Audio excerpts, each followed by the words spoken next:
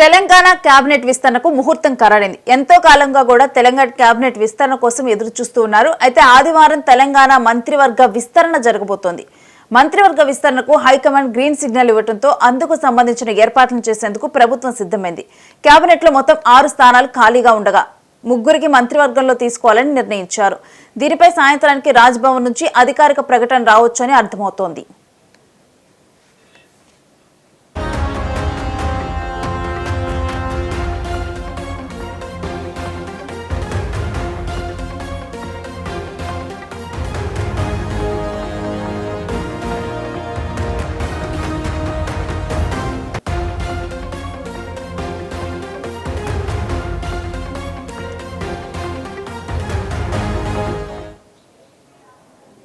అయితే తెలంగాణ కేబినెట్ విస్తరణపై కూడా కొన్ని నెలలుగా ఢిల్లీ స్థాయిలో అనేక సార్లు చర్చలు జరిగాయి.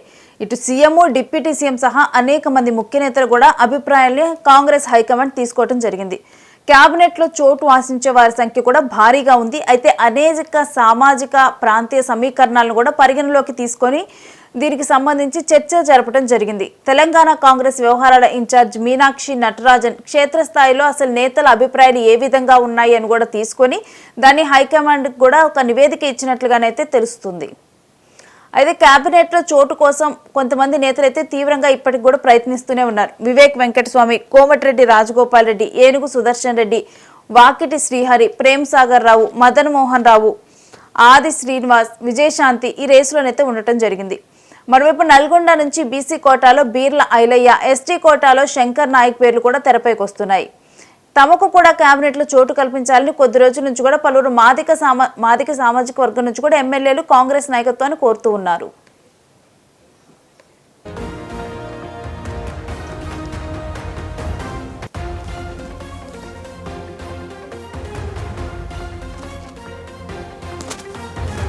రంగారెడ్డి జిల్లాకు కేబినెట్ లో ఖచ్చితంగా ప్రాతినిధ్యం కల్పించాలని కూడా పలువురు కాంగ్రెస్ నేతలు కూడా డిమాండ్ పెట్టారు.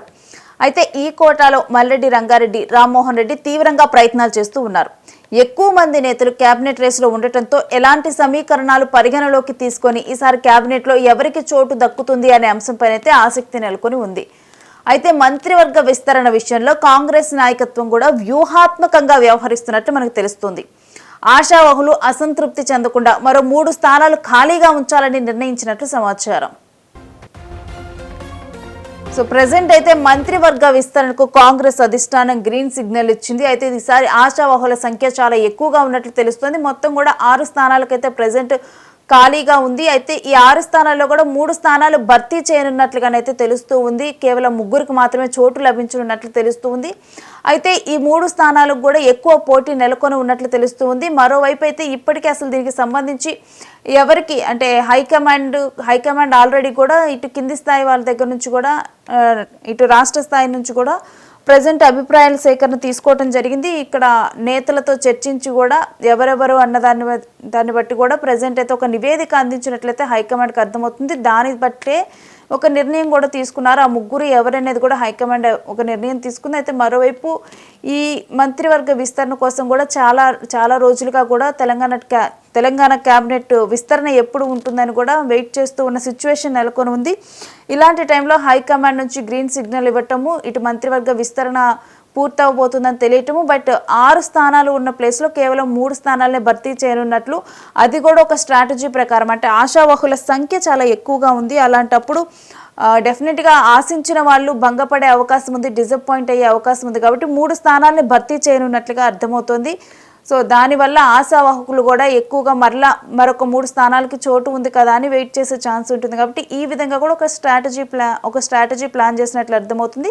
ఇప్పుడు హైకమాండ్ నుంచి గ్రీన్ సిగ్నల్ వచ్చిన తర్వాత ఈ 3 సీట్లు ఎవరెవరికి దక్కునున్నాయి, ఈ మంత్రివర్గ విస్తరణలో ఎవరెవరు ఉండనున్నారనేది కూడా ఒక ఉత్కంఠ కూడా కొనసాగుతూ ఉంది.